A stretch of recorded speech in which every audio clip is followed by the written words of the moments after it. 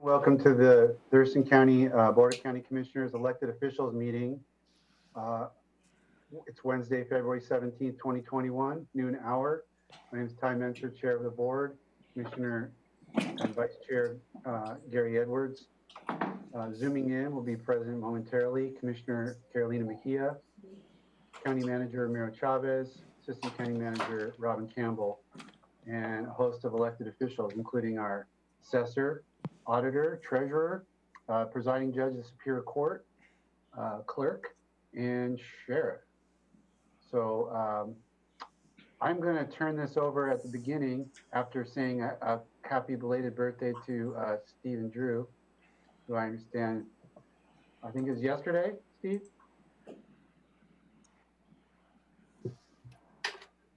Yes, yesterday. All right, happy birthday to the assessor.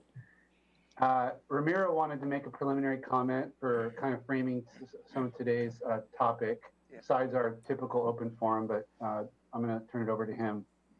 Thank you, Commissioner, and happy belated birthday, Stephen. Thank you. So I know there is an open forum, but I wanted to capture your attention and perhaps hear your perspective. And yesterday, the board approved a contract with a consultant to do space analysis. And space analysis predicated on some of the telecommuting practices that we have implemented as a result of the pandemic. I personally believe that some of the telecommuting practices will be part of our future as to how we manage the business of the county. So twofold, the consultant is going to be reaching out to each one of you to get your perspective from the individual offices and departments, how telecommuting has been effective or not in your office. And that eventually is going to translate on the space needs, because the space analysis that we did a couple of years ago perhaps are no longer applicable. So I think it is an opportunity to reassess that. But also with the permission of the board, to hear your perspective as for right now, what teleworking is working for your office, any opportunities, any challenges that you see moving ahead. And anyway, so that's more of a larger question, and maybe frame that conversation for the first 30 minutes. And lastly, Commissioner, Josh Schaller sent her regards. She's not able to attend this meeting. She had other commitments. So, Ramiro, are you thinking we go around just specifically about that and then go around again with the more general, or kind of combine them into each office? maybe just go around first on the subject, the teleworking, so everybody can hear at the same time everybody's perspectives. And if there is time, that we suggest to go back and see any other items to discuss. Okay. Well, then I'm just going to go in the order of my Zoom screen, and that starts with the assessor, Steve Drew. Well, thank you. Well, let's see. Telecommuting is interesting. You know, in my office, we are wedged in fairly tightly when we're all present. The field team still does its field work, so that they're sort of off the discussion. But I guess the telecommuting norm creates the ability to exist comfortably for a longer period of time in our present space. But there's a significant negative. I'll touch on a positive. I mean, you know, snow occurs, we still get all our work done. If the courthouse is shut down for a power cable replacement, we still get all our work done. So the flexibility to shift to a work from home to maintain productivity is a definite positive. So I'm not all negative. However, we have survived in the assessor's office. We're a highly achieving assessor's office in every matrix measured in the state. We're an award-winning assessor's office internationally. We're able to do that because our workforce approaches, each of them approach their tasks differently than they did 10 years ago. So 10 years ago, it was a very silo-oriented office, as Jeff could attest to, and folks were pretty militant about, this is my work and that's your work, But the culture that we've created is one where everyone is cross-trained, and folks work in that last sentence of their job description on such other projects as assigned. They work in that definition of their job description, helping other people in their high season. And so the culture that enables that is one of trust and one team, and no one breaking bad thinking that, you're a slacker, why would I help you, right? Everybody can see that everybody's working. So the biggest negative is that we're so detached from one another now that that culture that we built over 10 years is threatened. And so I look forward to the day when most of my staff is back in the office, interacting and understanding and looking out for each other. And that cultural norm that we created is how we succeeded with many fewer employees. And so I don't look into the future and hope for a day when we're all working remotely, unless we're doing so with several more employees. Thank you. Let's go to Coroner Gary. Hello. It's kind of a twofold for this department. I mean, there are times when we first came out with the COVID thing, we sent everybody home, and it was kind of hard for us to manage our work. The investigators could go out on calls, bring the bodies back, and then they could log on from home and do some of their casework. But when you have decedents here, we have families that show up to collect property, and then we have funeral homes to come in and pick up those bodies. So somebody's got to be here to do that. So working from home doesn't really work for us.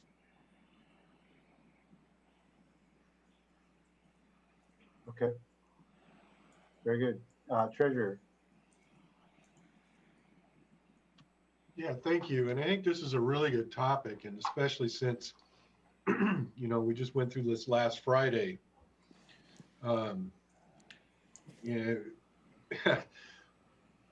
Having had most of my staff working from home the last few months, Friday was seamless, right? It was just a question of, is there a way to put an office closed message on the phone? Because everybody can answer the phones from home and stuff like that. So in that regard, our service to the public was not interrupted, other than the fact that we didn't have a physical presence in the office. And there's somebody that showed up at the door. Well, they're closed, damn it. But I do want to say, so, I can have most of my staff working from home from here till eternity, and it would work very, very well for the citizens of the county. We still need to have some people in the office to greet foot traffic that comes in and collect payments and such. And there will always be some work that people have to circle back into the office to get done. Having said that, I do want to echo something that Steve said, and that is the danger of prolonged teleworking is the loss of team cohesiveness. Zoom meetings are not a substitute for getting together and seeing each other in person, because what you lose, if you have a Zoom meeting like this, right, we're focused. We want to get our message out. We want to listen to each other, what each other has to say. But what you miss is the ability to lean over and make a side comment that maybe not appropriate or relevant for the meeting, but it helps build those relationships that you have and build that trust. So what I would say is I may not need as much physical room in my office because we can do things like desk sharing. But what I would absolutely have to have is a room big enough that I could get my whole team into it for a potluck or something like that on a very regular basis, so that we can have that team building and that team cohesiveness maintained. Thanks, Jeff. Auditor. Thank you. So as you know, in the auditor's office, I have a lot of different type of departments, not just one. So I'm going to go through each of them because they're all different and it depends where we are in certain stages. For my financial services department, they've been very successful working from home. We have weekly staff meetings where we all check in, report around the room. I think morale is good. We do miss that day to day, but they really don't have to physically be in building 4 to get their job done. And I think, they've done an amazing job through this pandemic and supporting people remotely. So I think it would be easy for them to desk share. And we're sort of doing that now because I don't have enough cubicles for the number of people I currently have. So working remotely has actually helped a lot. Moving to licensing and recording, we're open to the public. So they have to be in the office. However, the space isn't big enough to have everybody there at one time and maintain physical distancing. So we do rotate people in. We have a rotation schedule where people will work remotely, which is working really well. We can do recording electronically. So our recording customers, we're still recording their documents, it's all done electronically. And prior to COVID, we were probably doing about 40% of our recordings through e-recording. And now we're probably at about 90% through e-recording. So it's very successful. On Friday, when we were closed, we actually just shifted everybody to work on our historical imaging project, which we've probably got about 2 decades left to do. So everybody was still kept busy. And we've actually made great progress during COVID on this project. So that's been a real big plus. As far as space needs, if I could move elections out of building 1 and move recording over there, I could have everybody in the office at one time, which would reduce the lines because we still have a lot of in-person customers for title work and vehicle licensing renewals and things like that. Elections is kind of 2 different types of operations. For ballot processing, when we're in an election, of course, we have to be at the ballot processing center. And what we did during the general election was we just spread people out more. We mailed our ballots a week earlier, which really helped with getting ballots in earlier. So we weren't overwhelmed at the end. I think we had 75% of our ballots in by election day.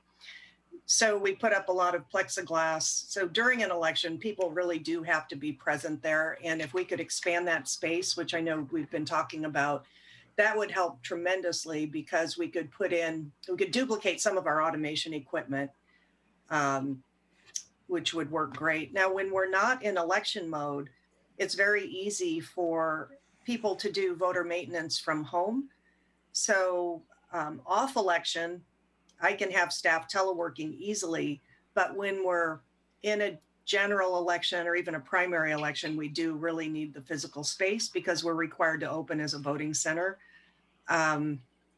for people with disabilities and things like that. Plus, we now have same-day voter registration as well as universal registration. So anybody from across the state could come down to Thurston County and register. We had several Pierce County voters register on election day in Thurston County where we had to issue them a Pierce County ballot. So it's a little more complicated than it was several years ago.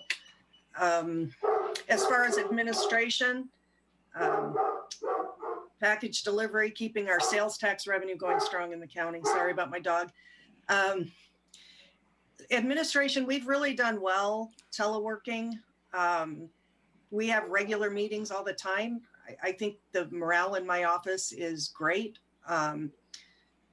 absentee rates are way down. And if I can do a little bragging rights, we actually just won an award from Leadership Thurston County for the Community Leadership Award for 2020. So I'm pretty proud of that. And we really got through the year pretty much intact. It was like we didn't miss a beat, but we've always done really well with our continuity of operation plans, and it was just putting them into operation. So I do need a little more space for our in-person services and elections, but financial services, grants management, internal audit, they really can work remotely very, very easily and be totally effective.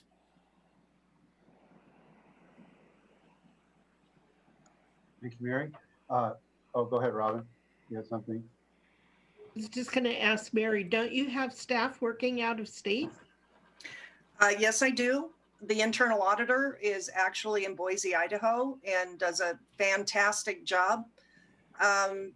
Also, another one of my staff, looks like they may move to Houston, Texas, but I would still employ this rock star because she is very high producing and she hasn't been in the office anyway. So really, I think we're going to have a lot of advantages in recruitment opportunities from talent around the country because they don't physically need to be there for many of the jobs, at least in my office. Jeff? Yeah, I just want to say that in August, one of my staff, her daughter entered the University of Hawaii. And so needing to move her daughter over there, of course, Hawaii has the 2-week quarantine, right? So while they were quarantined, Raquel was able to work from Hawaii. So she would have lost 2 weeks of vacation time. I would have lost the citizens would have lost 2 weeks of production. But because of the ability to telework, we were able to maintain that. And so, yeah, the whole dynamic has changed. Okay, Judge Price. Well, it's an interesting question from the court's perspective. We have sort of two related questions that I think of when I think about the idea of teleworking. One is narrowly with respect to our staff, and the other is this really important conversation that I think we're going to be having over the next 6 months or so with respect to remote hearings. Obviously the judiciary has been from both top down and bottom up, been trying to figure out how much we can do remotely with our hearings. And the massive expansion of Zoom and so forth. And I think there's going to be a really important conversation that we're going to be having about what the world looks like hearing-wise post-COVID. How many of these hearings are we going to want to continue to do by Zoom because of the impact that forcing people in to court multiple times for a relatively minor hearing, the impact that has on them and their lives on the one hand. On the other hand, the inferiority of the type of hearing you can have when someone's remote. And that's one of the things that we are definitely getting experience at, which is how much less optimal a remote hearing is than an in-person hearing in terms of communicating. But that's not what I understand the question to be. I think the question is more narrowly with respect to staff. And when we, when the dam broke back in March, we sent most of our people home, and we were open minimal hours and only had a skeleton staff here, folks who were wanting to be here. And ever since then, I would say we are struggling to try to find ways to get people back. We've really struggled with teleworking in most of our areas, and I've often wondered why that is. I kind of think, the way our office internally works, it's more like a Robert Altman movie where there's so much going on all at once. You've got, judicial officers buzzing in with their own sort of siloed things they're doing, and you've got staff with multiple masters who are trying to figure out how to generate paper that one person wants, and then someone else wants it differently, and someone else wants it differently from that. We don't have a lot of sort of widget making where you just have a stack of paper, you move it from one side of the desk to the other. You've got a lot of micro interactions that happen constantly. And I think, Jeff sort of mentioned that there's a loss of culture with having people at home.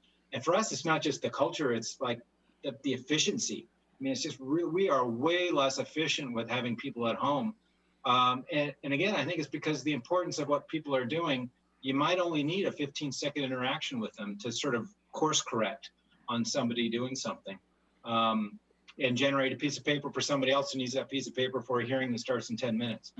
I mean, we're still obviously exploring ways to try to be more efficient with keeping people out of the office that we can. But I honestly don't see us long-term with some sort of business shift that will allow us to say we're going to happily have a lot of people at home. I mean, there may be some exceptions to that. Kind of like what Mary's saying. We have some departments that maybe, I hate to use the term widget making because that doesn't do justice to what they work at. But say our finance department is doing financial activity and they have less micro interactions. But like our judicial assistant staff and front desk and our jury and all that stuff is just a constant little personal interaction driven work that it's been really a struggle for us. Your Honor, I appreciate the Robert Altman reference. So what you're saying is occasionally a marching band just happens on the scene, huh? Well, Steve, I must tell you, I didn't have an opportunity to say this, I thoroughly enjoyed your reference to Buckaroo Banzai because that is one of my personal cult favorites. Awesome. Yeah. So remember wherever you go, there you are. There you are. Can someone get her a mic and a spot, please? So anyway. Thank you, Judge. Sheriff, you're up. Thank you, sir. And it's been really interesting with the telework. About 45 civilian staff at the sheriff's office, and I probably have, right to date, I have 2 individuals from public disclosure that are doing about 3 or 4 days a week telework. And that's about it. A couple of them, because their kids haven't been in school and are from home, a couple of them been working, doing some teleworking, but probably maybe 1 or 2 days a week at most. And most of the staff really have chosen not to want to do teleworking. And I don't really have a lot of opportunity for our people to be able to telework just because of the type of work that we do. And so right now, I can tell you that once the kids are back in school, nobody's really going to want to be interested in doing teleworking, at least from what I've been told in our personal conversations. So, and it is our job, with our job, serving with CPLs and we still have been getting a lot of people coming in for their concealed pistol license and renewals, and we've been doing a lot of purchases. So that part of the business has not slowed down one bit. So we've been staying pretty busy on that. With CPLs, we've been making 15-minute appointments. So every 15 minutes we get a new appointment, and we've been very consistent with that as well. So. Okay, thanks, Sheriff. We'll go to the clerk, Linda. Hi. So I'm pretty much like a lot of the others. I have a mixture.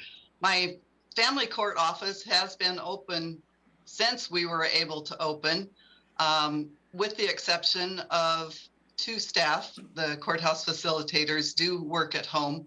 It has been difficult for them, but they have adjusted. It's not ideal. I look for the day when we can bring them back in, but I can't because I don't have the space for them. The main courthouse, my financial department has been rotating and working from home. Most of what they do, they are able to telework. The rest of the staff has been take on a rotating schedule. The counter, because I don't have space, one works from home, two are in the office. Court clerks, the same thing. But what ends up happening, if I have a court clerk at home and two people call in sick, I'm in trouble. So it has been a very difficult task of scheduling, making sure I have enough staff for court. But other than that, we're managing. Okay, thanks. Well, that was good. That was about 25 minutes there to kind of get a good sense of it. And I think the task will be to, interpreting each, and it's interesting to hear each person's business model and how it's working and doesn't working. That doesn't surprise me at all. But, when push comes to shove, is there a call that could be made that would require less space, on the long term, medium to long term? Jeff's example of, yes, if I had this different kind of space, for a bigger room for my team to meet regularly as a team, and that's the kind of questions I think we're going to need to know from each one of your groups. It may be that, it's working, but it doesn't really affect the kind of space that you'll need long term. To be honest, that's kind of what I heard from the majority of the group here. But I guess I'm going to flip around and just go to reverse order and kind of give our general kind of update. Anything you want to say, and people can ask questions. I'll start back with you, Linda. Clerk's office, non-space related update. I don't know if I have anything else to add. I could have added with the space that we have with the new court office space, the courtroom that has been added. We are looking at ways to expand there so that we can bring more staff back. I really don't have anything else new to add. Okay. Thank you. Anyone have a question for the clerk? Commissioners or otherwise? Okay. Thank you. Next, yeah. Then back to the sheriff. I just did the officer involved shooting review on Friday with our citizen review committee. Mason County was the primary investigating agency, and it's been turned over to the prosecutor's office to make a decision on where to move forward from there. Some of the deputies they've already gone through the psychological and have qualified and have all of their equipment back except their duty weapons. So they've been issued new duty weapons. And so 2 of them are back to work.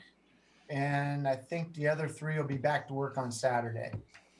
But that's basically it. Just been doing, it was kind of an interesting, we had a homicide, then an assault the next day from a drug deal, and then we had the civil disturbance down in at the hotel. So it was kind of an interesting week, and we were able to yesterday get to 2 individuals who committed the assault out there in Clearwood. So we'd been looking for them for about a week. So it was nice to get them, but I hope the judge didn't hear that too much. That's it. Okay, thank you, Sheriff. Any questions for Sheriff Snozen? How's Arlo doing? Arlo's doing very well, and he's actually doing better than anticipated. And I think they went to the doctor yesterday, so I hadn't heard. I know that they were hoping that he would be able to come back to duty, but I don't know if he will be able to come back to duty. But he is doing very well and progressing way much further than what the doctor had anticipated. So yeah. Thank you. Good.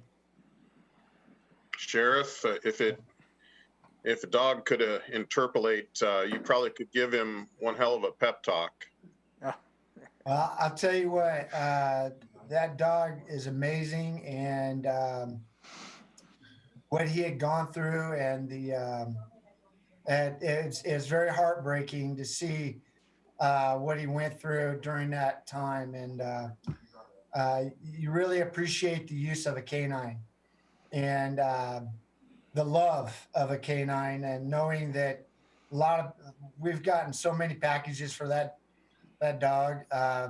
Just a lot of community outreach on that incident. So it's been very humbling to see the outcry for how much they really care about that program. So it's been inspirational.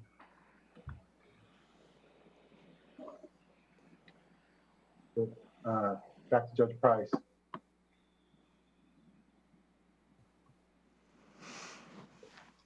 Well, we are still looking at starting trials up again on March 1. That's our current date in which our suspension will end.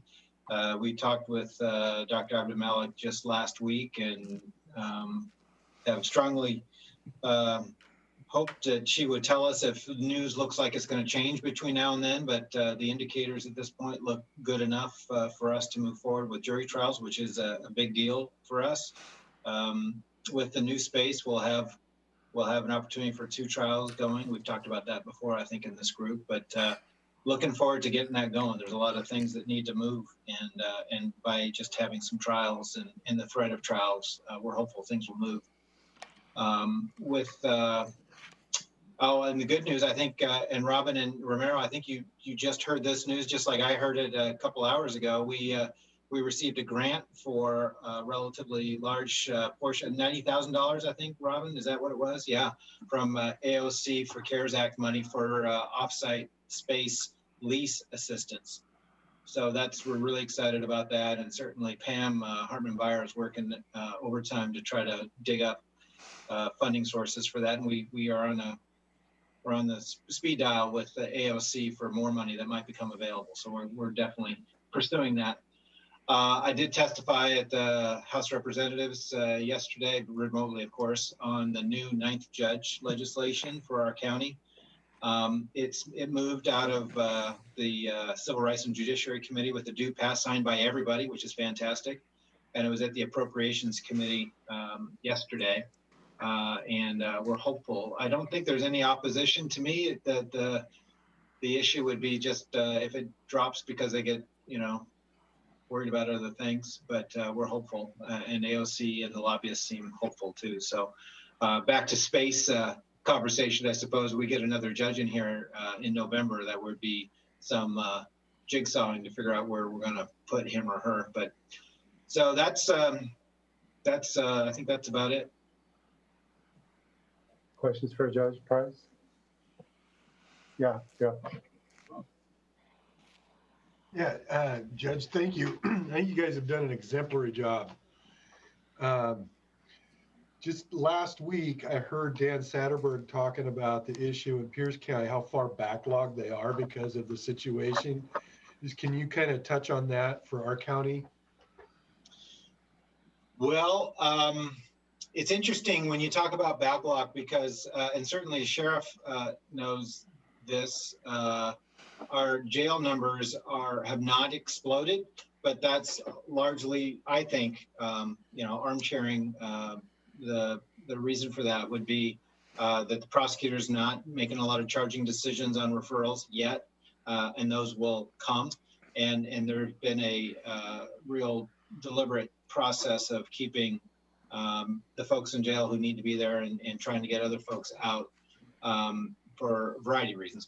But so from that perspective, we don't, and as I understand it, I'm on calls with presiding judges from all across the state, that seems similar. Our jail numbers are not huge, but the trial numbers are huge. I think tomorrow, actually, I have trial confirmation, which is the hearing in which the trial's confirmed for March 1st. It's done about 10 days in advance. So tomorrow I have that calendar, and I have, I think, 50 in custody trials set for March 1, and another, and I couldn't tell you what the out of custodies are, because frankly, it's sort of like that's white noise to us right now, the out of custody criminal trials. And the problem is we can only do 2 at a time. So what happens when we try 2 of those and of the 50, not all will confirm, but let's say 25 do, we can try to maybe optimistically 8 or 9 of those settle between that time. We've got maybe 15, 20 cases behind the 2. And then we've got another 40 cases the next week, and then another 40 cases next week. And we have this, the sort of visual I have is a snowplow of just pushing these trials forward. And at what point can you meaningfully reduce that number? And, I think a good question for Prosecutor Thunheim would be, how do you get that number down? Because we're going to do everything we can, obviously take pleas if we can, and to try the cases we can try. We also have, I should say, a criminal bench trial set for the 1st as well. So that's another avenue people can use. Obviously it means waiving rights to a jury trial, but we're going to do everything we can. But I think there's just a lot of pessimism about what the next 6, 8, 10 months are going to look like with respect to our criminal trials. And civil trials, right now we're suspended on civil trials until June. How do you handle that? And I think you're seeing statewide a pressure to try to explore, kind of remote jury trials. We haven't had a serious discussion about that on the criminal side, but on the civil side we have. And I should say we already are doing witnesses remotely. The question is, can you do juries remotely? Very interesting questions. A lot of discussion on the state level. A lot of enthusiasm on both sides of the issue in terms of, no way am I ever going to try a criminal case with a virtual jury versus this is better than no jury trial on the other side. So I don't know where we go, but I think the answer is we're going to do the best we can, and you really have to accept a high degree of problems over the next 6 to 12 months. I mean, I don't know. Something's got to give. And again, as I say again, the sheriff knows this. There is a massive number of cases that are just waiting to be referred. And that's not even on the radar yet in terms of trying to deal with. So it's bad news. Well, thank you. I know you all have been doing your best, and fortunately, we are blessed with one of the most progressive prosecutors in the country who is very, very good at figuring out innovative solutions. Okay, Mary Hall. So yesterday was kind of one of those good news, bad news days. We got in the morning and we found one of our vans had been vandalized in parking lot D. So that wasn't fun. They broke off all the side mirrors. But then I got an email. We received our 14th CAFR award, which stands for Certificate of Achievement for Financial Reporting. So I'm really proud of my financial folks for that and Robin's help as well. So it's 14th in a row, and they're pretty psyched about that. And then, of course, got the Community Leadership Award from the Leadership Thurston County Board of Regents. So that was kind of a good day. Financial services is really, really busy with year end. Having all of these grants, our CFA is huge. So we're still waiting for some departments to get stuff to us. But, they're clipping right along and they just do an amazing job. Licensing and recording, we're actually still really busy. I don't know if it's people refinancing their homes or what, but we're pretty busy. And then we had a sub-agent retire. So we're working to, that's an open competitive process. So we're in the process of filling that sub-agency. It's the one in Tumwater. We don't have a February election, and it looks like we're not going to have an April election, which is really the best thing you could ask for after a presidential election, because you have so much voter maintenance and cleanup to do after a presidential election. So, and especially with all the new laws that have been passed, so we're reworking all of our policies and procedures and canvassing board manuals and administrative rules and, strategizing, how we're going to move forward with voter outreach and a robust observer program to help rebuild confidence in the system. So still busy, but it's in a different way and a little slower pace. And I must say, I love the legislative session because auditors from across the state can testify, and it doesn't always have to be me. So yeah, pretty awesome. That's all I have to say. Any big bills from your perspective, Mary? I know you've been involved in that in the past. We've got just nothing major. This is the first year that they haven't tried to like totally change policies and procedures. So for us, we're playing a lot less defense. There are a couple bills that would increase revenue. I don't know if they're going to pass this year. One is a licensing bill, and then there's discussions about recording fees, juggling those around a little bit. But mainly it's around election security. There's a bill that, you know, if you threaten election officials, it's a felony, and election officials and workers can go into the address confidentiality program. Pretty sad bill to need, actually. And then a security bill that Representative Lori Dolan and I worked on to protect cybersecurity assessments, you know, Department of Homeland Security assessments and COOP plans from public records disclosure. So that's really nothing really great, but some important recording bills though. Any other questions for Mary? Yes, I do. Go ahead, Commissioner. Mary, have we got a few more real estate excise tax transactions taking place than we normally get? It's more of a treasurer question because Reed is done in his office. So I'll Okay. refer that to Well, Jeff. I'll bug Jeff then in a minute. Okay. Thanks. Okay, Jeff, you're up anyway, so good segue. Right. So we finished the year about even with the way that we were the year before, which actually points to a little bit of an increase in the REIT traffic because, of course, at the beginning of the year, transactions were slowing way down. So I don't know how much longer it's going to continue. You know, the housing market is red hot right now, but as prices increase, of course, you price more people out of the market, and the for sale inventory is extremely low right now. So I don't know. I don't know if anybody is going to be able to make an accurate prediction of how REIT's going to go this year. I would expect as you get more people priced out of the market, you're probably going to see a decrease. You're definitely going to see a decrease in commercial activity just because, you know, so much of the office space is vacant now. So commercial office space is less attractive than it was a year ago in terms of owning it to lease it out.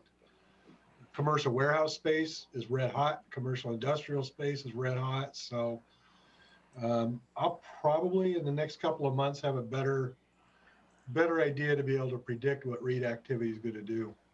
Say, being you're on that topic, how did we do on 2020 property taxes? Did we end up about where we always are? Or what? Yep, 99%. Okay. We at the end of 2019 we were at 99 even. At the end of 2020 we were at 98.9. So. Okay.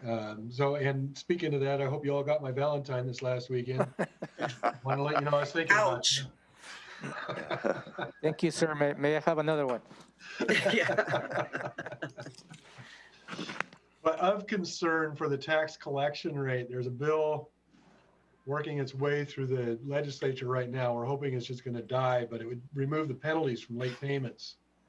Right. And we've got some pretty clear data that shows before the current interest and penalties were put in place, how erratic the collection rate was. And that should be very, very concerning to all of us, you and the taxing districts, fire districts, school districts, and that sort of thing. So we're fighting the fight on that one.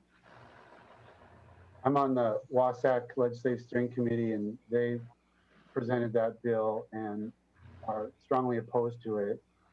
It's got a title about stopping home foreclosure. It makes it sound like it's a populist bill, but they say it's really just a trick for developers to game the system and make loans to themselves, and it's cheaper for them to pay the penalties on property tax the way it is now. And a council member from Pierce County shared a story of, you know, he's like, I have a friend who's a big developer and he does this and he brags to me about it. And so I know for a fact that this occurs, and so WASAC is trying to shed light on the reality of what that would mean for counties. Yeah, thank you. And the treasurers really appreciate the partnership that WASAC is giving to us on this. It's a really, really big deal. And you're right, the ironic title about saving people from home foreclosures. So Eric in my office has been doing the revenue collection for over 20 years. And he has only ever foreclosed on 2 owner-occupied residences. And the statistics are about the same from around the state. Most of the residences that go to the foreclosure sale are estates where either the estate did not get probated or brother and sister are fighting. So Jeff, related to that bill, WASAC was trying to collect information related to the potential financial impact. Is your office involved in providing that information to WASAC, or? I can, yeah. If you get it to me, I can. We're collecting information. Paul Jewell from WASAC was trying to get information related to the financial impact of that. Yeah, so because, you know, Waco and WASAC are in the same building, Jennifer and Eric have been working very, very closely together, and are pretty much willing to take the information from wherever they can get it. So if you get it to me, I'll get it to them. Okay, thanks. Thanks, Miro. Is that it, Jeff? That's it. Okay. Next on my list is Gary in the corner. Thanks, Jeff, for the gift. One thing I didn't get was chocolates. Mary, It wouldn't fit in the envelope. Oh, okay. Next time. Somebody who has a direct involvement in paying invoices, Mary, your financial service department has not skipped a beat. Yeah, they've been pretty awesome. Yeah, we practiced for this, so we finally got to put it into action. Yeah, since they've been home, it's just like they're still across the street or just down the street. So kudos to them. I appreciate them just being on top of everything.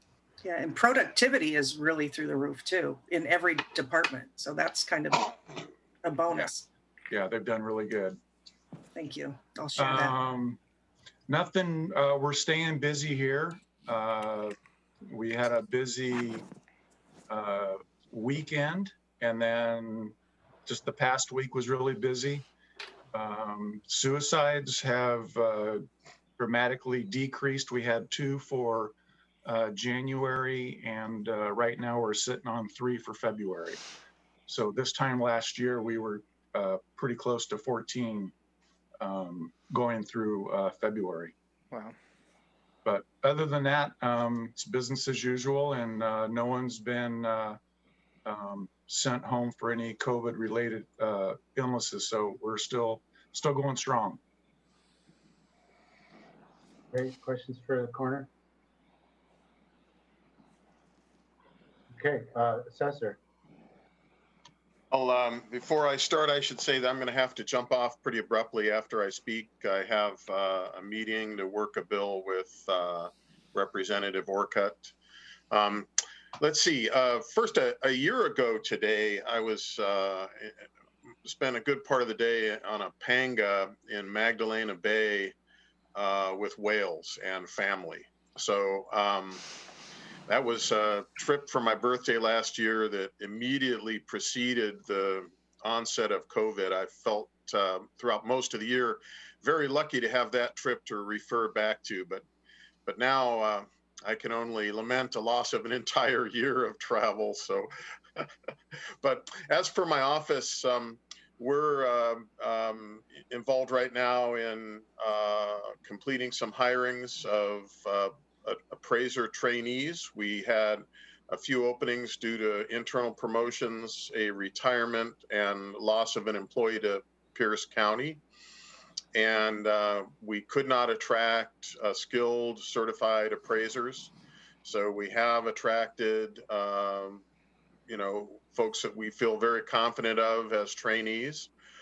But we have 1/3 of our appraisal team is in trainee status. And That takes a couple other appraisers time to bring them up to speed so that they're productive and accurate.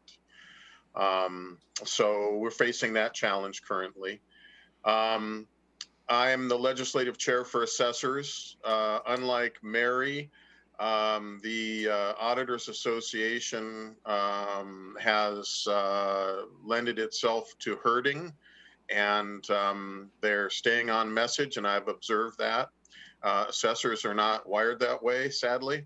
However, a few hundred emails keeps everyone on message, and I've testified, I don't know, about a dozen times so far, and signed in on a whole bunch of bills, and then participated in drafting of several bills. Two in particular are of note. They both will shift a substantial workload to the assessor's office. And that's occurred before, but we've never had cost recovery in legislation that has added workload to our office. I have been successful on a TIF bill, a tax incremental financing bill that everybody loves, but it's kind of like a LID, except that an LID has all of the administrative burden handled and cost recovered within the LID or at the city that puts the LID in place. Tax incremental financing shifts that burden to our office. And so we have language that wordsmithed quite precisely with the lobbyist. We went from opposed to neutral, and now we're supporting the bill with that language. So precedent-setting bill, it likely will pass. The second bill, huge bill, will cause a property tax reduction on all primary residences in the state of $725, all state school money, and will not cause a tax shift if it passes with its twin, and its twin is the billionaire's tax.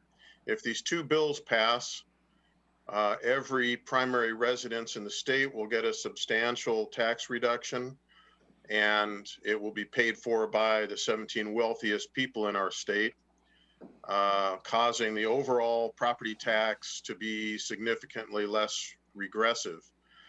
This bill has a huge administrative cost in assessors' offices, more than an FTE in our office. Software costs, $30,000, printing and mailing costs. And we're working to have language in that bill that would have all of the costs recovered and the advanced costs paid. So that's our primary focus this year. There's a whole bunch of defense. The bill I'm meeting with Ed on in 3 minutes would exempt the land in mobile home parks from property tax using a formula much the same as we use on stick-built low-income housing. When the certain percentage of the units are a certain percentage below market, we exempt those buildings from tax. And yet we don't do that for mobile home parks when the cost, the rent cost or the income average is far lower. And so there've been a lot of bills, very complex bills, to try to exempt just the senior exemption participants percentage of the land cost, and they're just administrative nightmares. So we're working on a Stryker amendment to exempt the land under mobile homes in mobile home parks when they cater to low-income housing predominantly. And with that, it's been good to see you all. I really have to jump. I can take a question, maybe. I think we're basically out of time anyway, Steve, so appreciate that. Take care. Just a few minutes left. Commissioners have a 1 p.m. I'm going to look at Robin, Ramiro, Commissioner Mejia, Commissioner Edwards. Is there anything burning that you want to communicate? Yes, I have one question. You got it. I don't know how many of our fellow elected officials watched our budget discussion this morning at 9 o'clock, or if their staff maybe might have watched it, but I'm curious about I don't know, this whole thing about, has it been easier for you or harder for you for a 2-year budget or a 1-year budget? Has that had an impact on you? I know Robin's going to be back in touch with some of your staff people, but my concern is there's so many unknowns from my perspective that we can't seem to get an answer to yet. And I know Robin's working on that now, but anomalies that, I don't know, Tumwater got 50% more tax in a certain area. Nobody else did. Lacey got a little less, you know, some discrepancies from the state numbers that come out. I just wondering how many of you happen to watch it. If you had any comments. Thanks. That's it. Okay, well, no decision was made this morning on that topic, but it will be shortly. So if you have strong thoughts, be sure to communicate them. Go ahead, Mary. So I always dread having to approach another budget cycle. When we do annual budgets, they're always like right in front of us. You know, I would support a biennial budget if we had maybe more opportunities for budget amendments based on, you know, unforeseen circumstances. You know, who would have thought our sales tax revenue would have continued to go up? That wasn't my prediction last year. And of course, then you always have needs creep up that you couldn't plan for 2 years ago. But I really don't look forward to, I mean, budget is right in front of us. I mean, it's coming in a couple months, and it just seems like we just finished that. So that's my 2 cents. Yeah. Yeah, I just would like to ask to have this actually be a topic of next month's meeting. Okay, we'll do. With that, we got to adjourn. Thanks everybody for your time, and see you next month. Thank you, everybody. Have a great rest of the day.